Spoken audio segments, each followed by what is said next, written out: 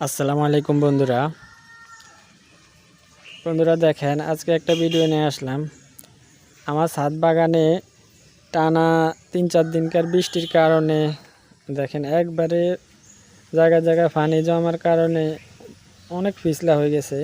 ছাদে উঠে এখন হাঁটাটাও অনেক রিস্কি কাজ।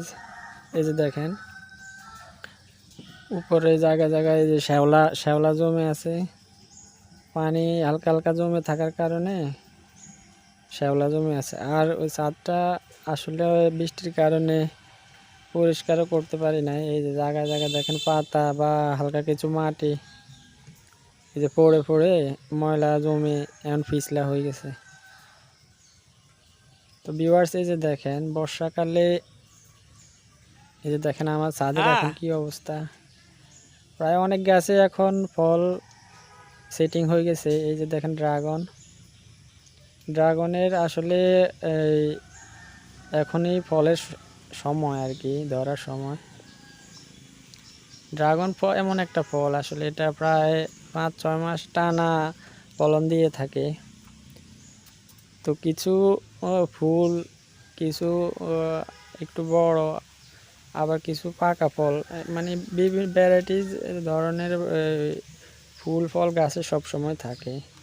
অন্যান্য ফল যেরকম আম বা অন্যান্য ফল যেমন সিজনালি বছরে একবার ধরে, ড্রাগন ফল আসলে এরকম না।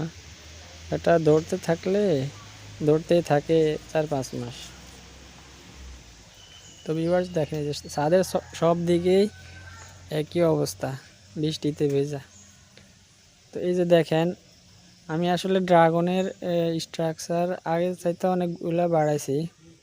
দেখেন ছাদের 3 পাশে হচ্ছে ড্রাগনের এই যে স্ট্রাকচার, নিচে ক্যারেট দেওয়া আর উপরে রডের টানা আর কি। ওই যে দেখেন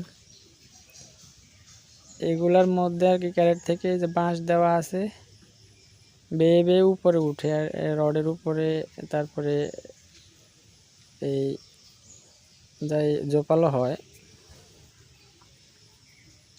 তো ভিউয়ার্স এই যে দেখেন এই পাশেও এই যে স্ট্রাকচার যেটা, এটা নতুন করে করা। এই যে এটা নতুন করে করা, এটার মধ্যে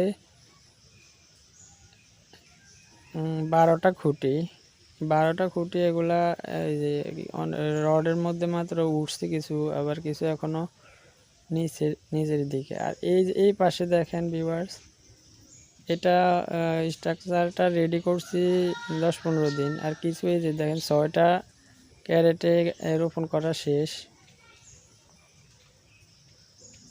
ভিউয়ার্স দেখেন চলেন আপনাদের আমার ছাদ বাগানের একটা এই যে ফল দেখাবো নতুন। ভিউয়ার্স দেখেন আমার এই যে ছাদ বাগানে 3টা আম ধরছে।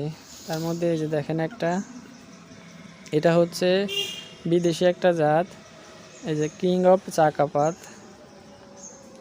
আসলে ভিউয়ার্স এটা ছোট একটা গাছ এই ফলের মধ্যে। তো মাশাআল্লাহ 3টা আম ধরছিল, ধরার পরে 2টা পড়ে গেছে, এখন ছোট একটা আম আছে।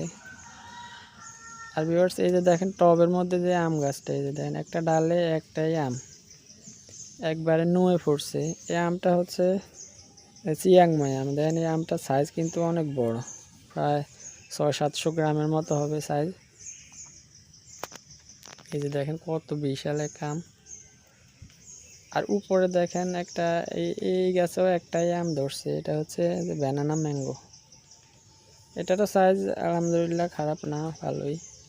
তবে এই আমগুলা আশা করি ভিতরে ওই যে বাড়া অনেক পাতলা এবং মিষ্টি অনেক বেশি হবে।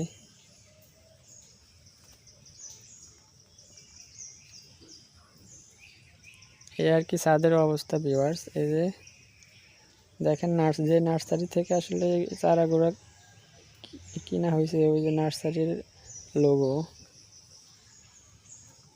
এই যে দেখেন এগুলো হচ্ছে নতুন স্ট্রাকচার, এগুলা এই যে রোপণ করছি মাত্র 7-8 দিন হয়েছে, এগুলা উঠতে এখনো সময় লাগবে অনেক। তো ভিউয়ার্স আজকে এ পর্যন্তই। আসসালামু আলাইকুম।